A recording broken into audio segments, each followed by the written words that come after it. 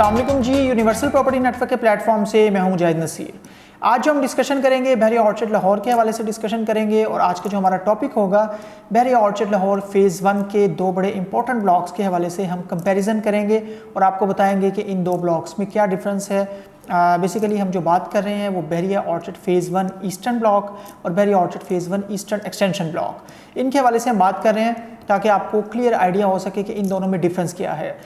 इस टॉपिक को चूज़ करने की वजह यह है कि हमारे बहुत से क्लाइंट्स होते हैं जो ईस्टर्न ब्लॉक और ईस्टर्न एक्सटेंशन को काफ़ी ज़्यादा मिक्सअप कर रहे होते हैं। बेशक ईस्टर्न ब्लॉक की ही एक्सटेंशन है ईस्टर्न एक्सटेंशन और सिमिलर ब्लॉक भी इनको कहा जा सकता है, लेकिन स्टिल इन दोनों में काफ़ी ज़्यादा डिफरेंसेस हैं जिनके बारे में जानना आपके लिए बहुत ज़रूरी है। चाहे आप कंस्ट्रक्शन के लिए, चाहे आप इन्वेस्टमेंट पॉइंट ऑफ व्यू से अपने फंड्स, अपना कैपिटल जो है इधर लाना चाह रहे हैं, आपको क्लियर आइडिया होना चाहिए कि इन दोनों ब्लॉक्स में क्या डिफरेंस है। कंपैरिजन में सबसे पहले अगर हम अप्रोच की बात करें, लोकेशन की बात करें, तो गेट नंबर 2 से जिस वक्त आप एंटर होते हैं और आपकी लेफ्ट साइड पे एक बहुत खूबसूरत 82.45 कैनाल्स का मिनी गोल्फ पार्क गुजरता है, इसको क्रॉस करते साथ ही जो आपका वेरी फर्स्ट ब्लॉक है लेफ्ट साइड पे, that is eastern block. Eastern block जो है वो बड़ी मेन रोड के साथ आप समझ लें कि डायरेक्ट अप्रोच है और वेरी फर्स्ट ब्लॉक है, सबसे ज़बरदस्त किस्म की एंट्रेंस के साथ ही अटैच्ड किस्म का एक ब्लॉक है जिसको हम ईस्टर्न ब्लॉक के नाम से जानते हैं।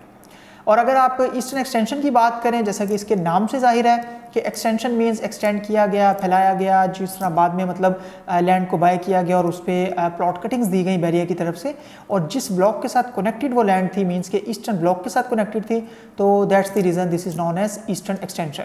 तो ईस्टर्न एक्सटेंशन में जाने के लिए आपको ईस्टर्न ब्लॉक के अंदर से जाना पड़ता है और ईस्टर्न एक्सटेंशन डायरेक्टली बहरिया ऑर्चिड के मेन बुलेवर्ड के साथ कनेक्टेड तो नहीं है, लेकिन ईस्टर्न ब्लॉक के साथ कनेक्टेड है और ईस्टर्न ब्लॉक में से एंटर होकर जब आप जाते हैं तो आप ईस्टर्न एक्सटेंशन में एंटर हो जाते हैं। प्लॉट कटिंग्स की अगर बात करें तो ईस्टर्न ब्लॉक में जो आपको प्लॉट कटिंग्स मिलती हैं दैट इज़ 5 मरला, 10 मरला एंड 1 कैनाल। ये 3 तरह के रेजिडेंशियल प्लॉट्स आपको मिलते हैं जिनको बाय करके आप यहाँ पे कंस्ट्रक्शन कर सकते हैं। सभी प्लॉट्स डिवेलप्ड ऑन ग्राउंड और पोजेशन वाले हैं। इसी तरह अगर हम बात करें ईस्टर्न एक्सटेंशन की, तो यहाँ पे जो कटिंग्स आपको मिलती हैं वो 5 मरला, 8 मरला, 2 तरह की आपको प्लॉट कटिंग्स मिलती हैं जिन पे आप कंस्ट्रक्शन कर सकते हैं, अपना फौरी घर बना सकते हैं। और इसके अलावा अगर बात करें रिसेंटली जो डेवलपमेंट्स हुई, जिस तरह से इस ब्लॉक को एक्सटेंड किया गया, तो इसमें 5 मरला के डबल स्टोरी घर ईस्टर्न विलास के नाम से और ईस्टर्न एग्जेक्टिव विलास के नाम से इंस्टॉलमेंट्स पर दिए गए हैं, जिनमें 2 साल के राउंड अबाउट जिनको कंस्ट्रक्ट करके आपको हैंडओवर होपफुली किया जाएगा। तो थोड़ा सा डिफरेंस आपको यहाँ पे भी क्लियर आइडिया हुआ कि ईस्टर्न ब्लॉक जो प्रॉपर है उसमें तो 8 मरला की कोई भी कटिंग मौजूद नहीं है, जबकि 5 मरला, 10 मरला और 1 कनाल के प्लॉट्स मौजूद हैं। जबकि जो ईस्टर्न एक्सटेंशन है वहाँ पे 1 कनाल की कटिंग मौजूद नहीं है और 10 मरला की कटिंग मौजूद नहीं है, लेकिन 5 मरला और 8 मरला के डिवेलप प्लॉट्स और इसके अलावा इंस्टॉलमेंट पे विलास जो हैं वो यहाँ पर अवेलेबल है। प्राइसेस की अगर बात करें तो ईस्टर्न ब्लॉक में जिस तरह से हमने प्लॉट कटिंग्स बताई, ईस्टर्न ब्लॉक में 5 मरला के जो डिवेलप प्लॉट्स हैं वो तकरीबन आपको 37-38 लाख से स्टार्ट होकर 45-46 लाख के round about as per location मिलते हैं। जो 10 मरला के प्लॉट्स हैं वो भी आपको 60 lakh plus minus as per location मिलेंगे ईस्टर्न ब्लॉक में। और इसी तरह से जो 1 कनाल के प्लॉट्स हैं वो भी जो रीजनेबल लोकेशन के प्लॉट्स हैं 1 करोड़ 30 लाख के राउंड अबाउट प्लस माइनस में एज़ पर लोकेशन उनकी डिमांड हो रही होती है। तो ये ईस्टर्न ब्लॉक के हवाले से है। प्राइसेस के बारे में अगर ईस्टर्न एक्सटेंशन की बात करें तो ईस्टर्न एक्सटेंशन में 5 मरला के जो प्लॉट्स हैं आपको 26 लाख से स्टार्ट होकर 35 लाख के इन बिटवीन मिलते हैं। मींस के काफ़ी डिफरेंस और काफ़ी कम प्राइस में as compare to eastern block आपको ईस्टर्न एक्सटेंशन में 5 मरला के प्लॉट्स मिलते हैं। इसी तरह से 8 मरला के जो प्लॉट्स हैं वो भी आपको 42-43 plus minus as per location eastern extension में मिलते हैं। बहुत थोड़ी सी कटिंग है। और बाकी जो विलास का हमने जिक्र किया इंस्टॉलमेंट्स पे, उसमें डिफरेंट तरह की कटिंग्स हैं। उसमें अगर आप 5 मरला के ईस्टर्न विलास लेते हैं तो 69,90,000 में आपको मिलते हैं, मैप के साथ, नंबर के साथ, और 2 साल में होपफुली इनको कंस्ट्रक्ट किया जाएगा। रिसेंटली जो डील आई ईस्टर्न एक्सटेंशन में ही वो ईस्टर्न एग्जेक्टिव विलास के नाम से, और वो भी मतलब अच्छी रीज़नेबल डील है क्योंकि इसमें जो साउदर्न एक्सटेंशन की तरफ से एक 80 फीट रोड आ रही है उसको कनेक्ट किया जा रहा है, अगर आप मैप के मुताबिक भी देखें, ईस्टर्न एक्सटेंशन के साथ। सिंपल वर्ड्स में अगर बात करें, पहले सिर्फ एक एंट्रेंस थी ईस्टर्न एक्सटेंशन में आने के लिए, जबकि अब जो एक रोड बनाई जाएगी जिसको मज़ीद मूव फॉरवर्ड किया जाएगा वो 80 फीट की रोड होगी जिससे आप ईस्टर्न एक्सटेंशन में एंटर हो सकेंगे। बड़ी रीज़नेबल रोड, बड़ी ज़बरदस्त अप्रोच होगी। दैट्स द रीज़न यहाँ पे जो ईस्टर्न एक्जेक्टिव विला दिए गए हैं वो 74,90,000 में 3 बेडरूम वाले, और इसके अलावा जो 4 बेडरूम वाले अगर आप चाहें तो वो 79,90,000 में, और ये भी आपको 3 साल के इंस्टॉलमेंट प्लान में मिलते हैं ईस्टर्न एक्सटेंशन में।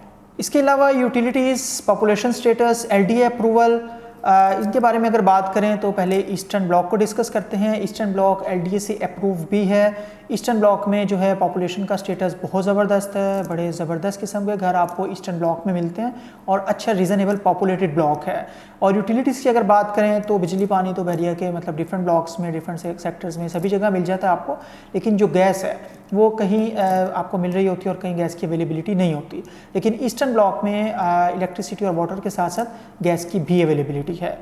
जहाँ तक अप्रूवल का स्टेटस है, सेफ्टी सिक्योरिटी का स्टेटस है, रजिस्ट्री करवाने का स्टेटस है, तो ईस्टर्न ब्लॉक ऐसा ब्लॉक है कि जो एलडीए अप्रूव ब्लॉक है, जहाँ पे अगर आप बाइंग करते हैं ट्रांसफ़र फ़ीस जो है उन पे भी डेफिनेटली फ़र्क पड़ता है। आप अप्रूव्ड एरिया में अगर बाइंग कर रहे हैं तो आपको ट्रांसफ़र फ़ीस के साथ साथ सीवीटी, स्टैम्प ड्यूटी और टैक्सेस वगैरह जो वो पे करना पड़ते हैं, जो कि आपके ट्रांसफ़र एक्सपेंस को थोड़ा सा इंक्रीज़ करते हैं as compare to those blocks which are not LDA approved.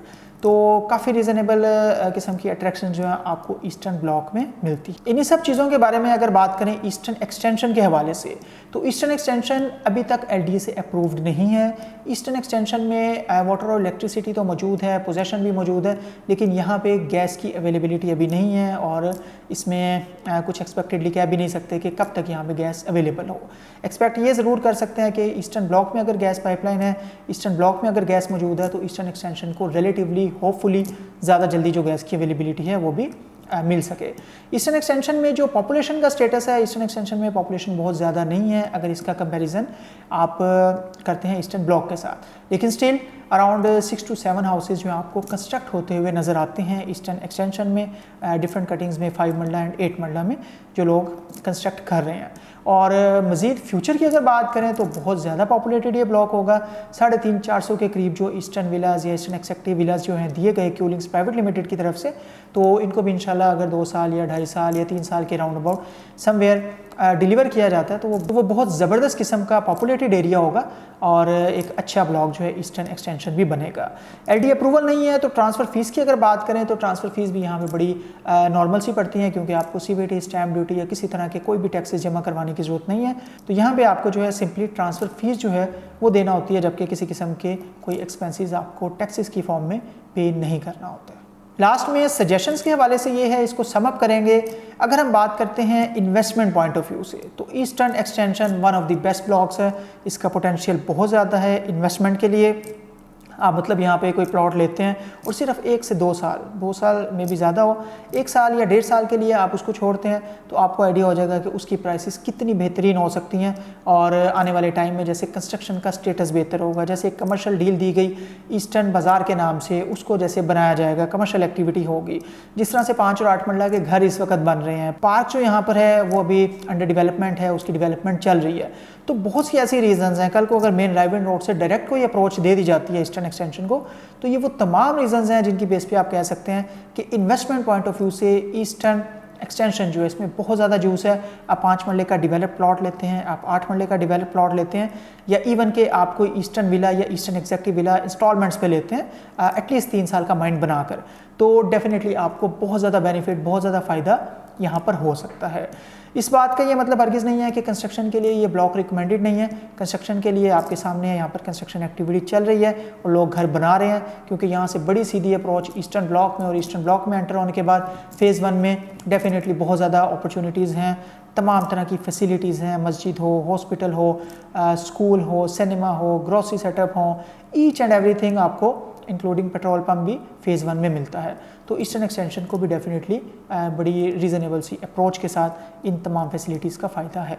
जहाँ तक बात है ईस्टर्न ब्लॉक की, ईस्टर्न ब्लॉक जो है वो इन्वेस्टमेंट पॉइंट ऑफ व्यू से इतना ज़्यादा रिकमेंडेड ब्लॉक नहीं है, क्योंकि यहाँ पर मतलब कंस्ट्रक्शन हो चुकी हुई है, यहाँ पे पार्क्स बड़े वेल मेंटेन्ड हैं, यहाँ पर एलडी अप्रूवल और गैस पहले से मौजूद है, यहाँ पे कमर्शियल मार्केट्स जो हैं, कमर्शियल सेटअप आपको पहले से मिलते हैं।